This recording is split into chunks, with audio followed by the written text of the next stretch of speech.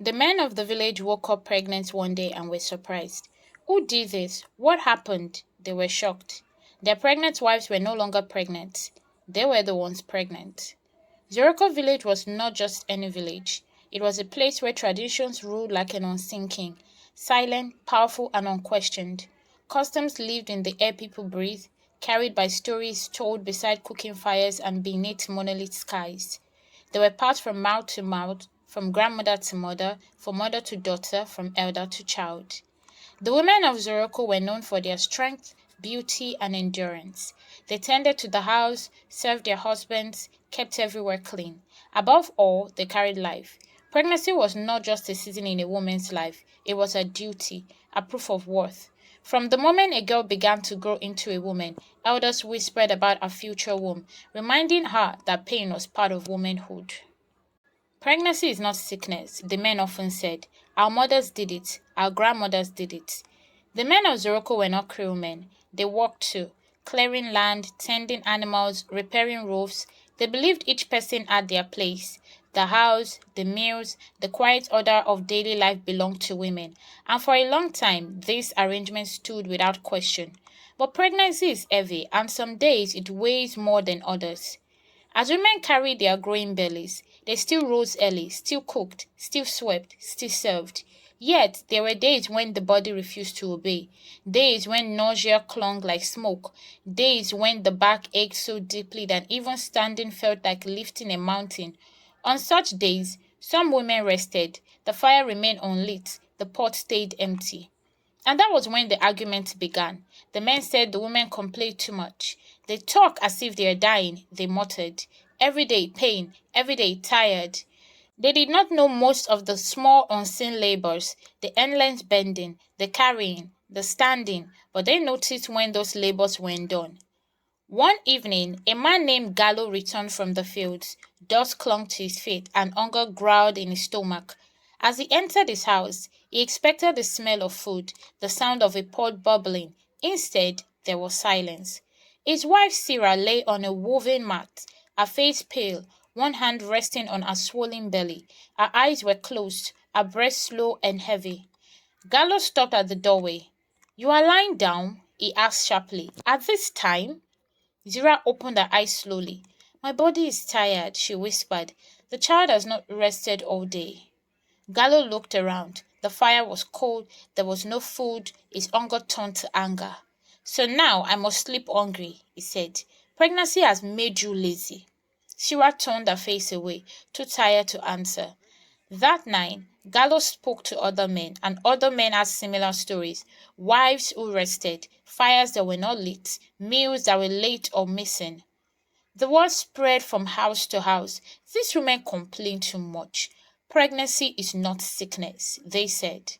And as the word spread, understanding grew thinner while resentment grew thick, settling quietly over Zoroku, waiting to change everything. The women of Zoroku grew silent at first. They endured as they had always done. They walked, they carried their bellies, they swallowed their pain, and they said nothing. Silence had always been their shield, but silence, like a stretched rope, has a limit, and one day it began to tear.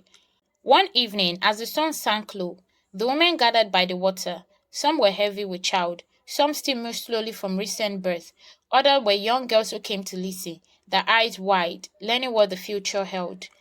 An old woman named Mama Zainab leaned against a tree, her back bent from years of labor. She sighed deeply and spoke. This is no longer fair, she said. We carry life, yet they laugh at our pain. They say we complain too much, another woman added, her voice shaking with anger. My husband said pregnancy is small pain, she said. If it's small, let him try it. Murmurs of agreement filled the air. Heads nodded. Tears fell. Soon the noise reached the palace. King Dandala, ruler of Zoroku, was a wise man with grey in his beard and years in his eyes. Beside him sat Queen Inkuru, quiet and observant, watching everything, missing nothing. When the men and women were summoned, the palace courtyard filled quickly. Voices rose before anyone could speak in turn. The men shouted, Our wives are weak. They use pregnancy as an excuse. They rest while we work. Then the woman answered back, You insult us. You leave all the burden on us. You mock our pain. The palace echoed with anger. Words crashed into words. Tempers flared like fire. At last, King Dandala raised his staff high. Enough, he commanded. Queen Inkuru stood up slowly. She did not shout. She did not argue. Her voice was calm, yet it carried every corner of the courtyard. I have heard the men, she said. I have heard the women. She looked around, eyes sharp, resting on each face. You have brought your complaints before the throne, she continued. This matter touches the heart of our people. I will speak with the spirit of Zoroku. The crowd leaned forward. When I have listened to them, Queen Inkuru said, I will return to you with an answer. That was all she said.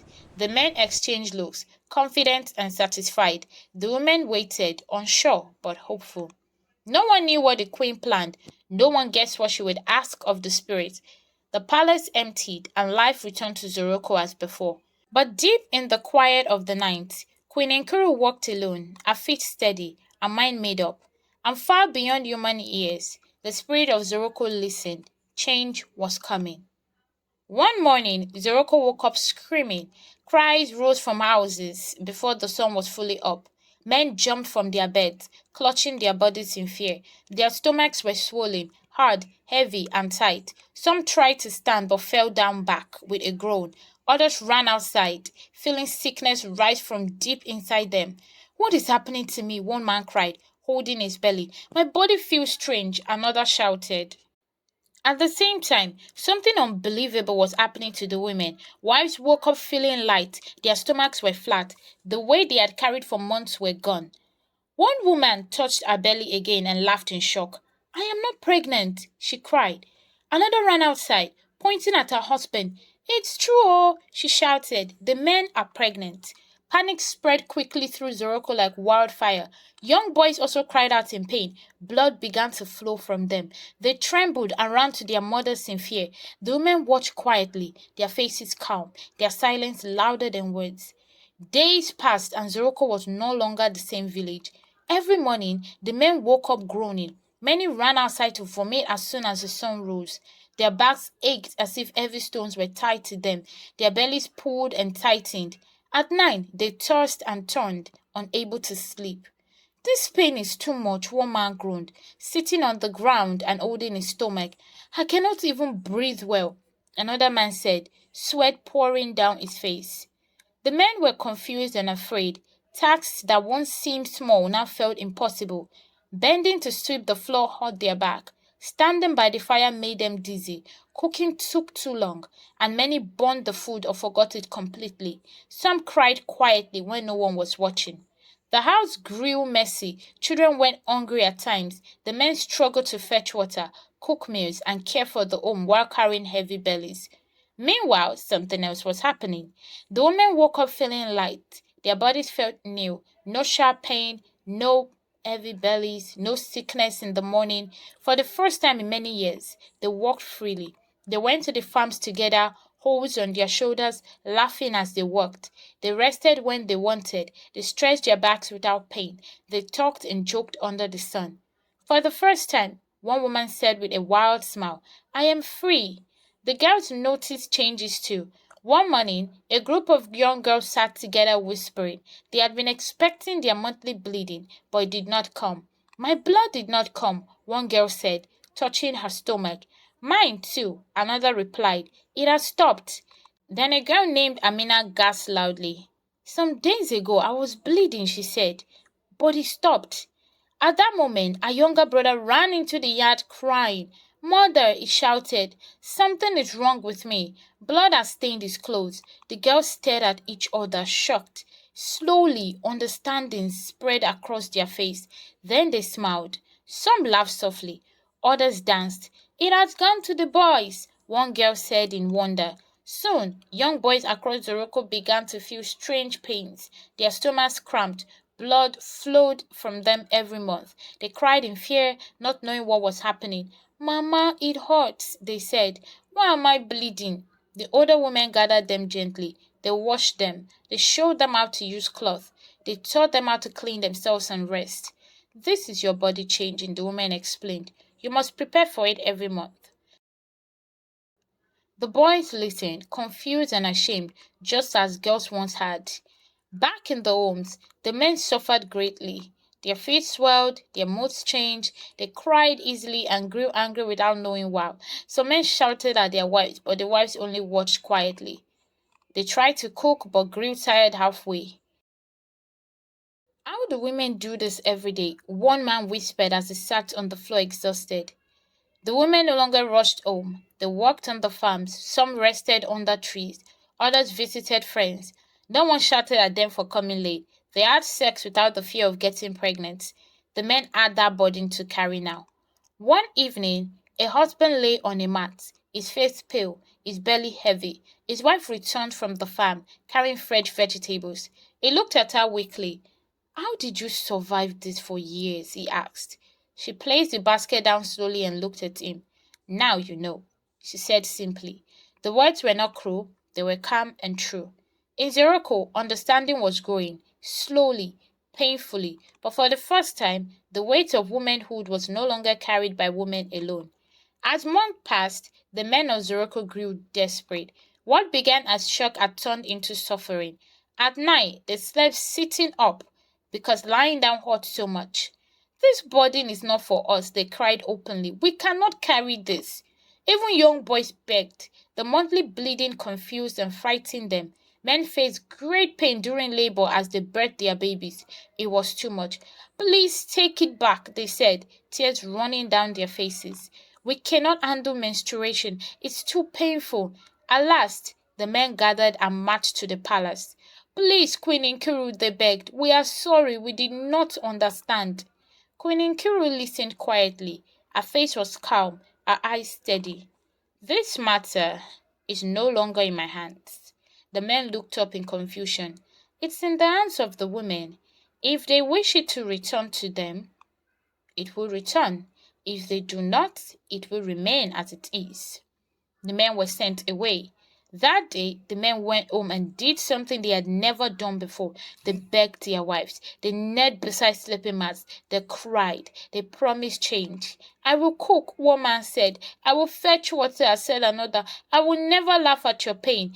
Men begged for days. They begged for weeks. They even begged their daughters and sisters. But the women did not answer quickly. Soon, the men returned to the palace with their wives beside them.